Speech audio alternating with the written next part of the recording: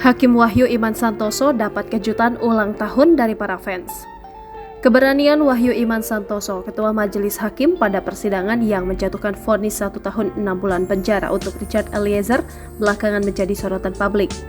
Atas hasil keputusannya untuk Richard Eliezer ini, makin banyak masyarakat yang memberikan apresiasi untuk Hakim Wahyu Iman Santoso, termasuk pada saat momen perayaan ulang tahunnya. Dalam video yang beredar di media sosial memperlihatkan kejutan sederhana untuk Hakim Wahyu Iman Santoso di hari ulang tahunnya yang ke-47 pada 17 Februari 2023. Pada unggahan video di akun TikTok @venigustina menampilkan sejumlah orang berdiri mengelilingi Hakim Wahyu Iman Santoso sambil menyanyikan lagu selamat ulang tahun. Hakim Wahyu Iman Santoso pun tampak tidak bisa menutupi rasa bahagianya. Sambil terus tersenyum, Hakim Wahyu Iman Santoso terus mengiringi lagu selamat ulang tahun dengan menepuk tangannya dan meniup lilin di atas kue yang telah disediakan.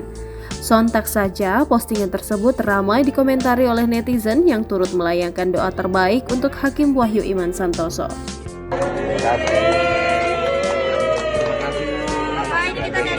Ya, makasih banyak sebelumnya. Ya, terima kasih.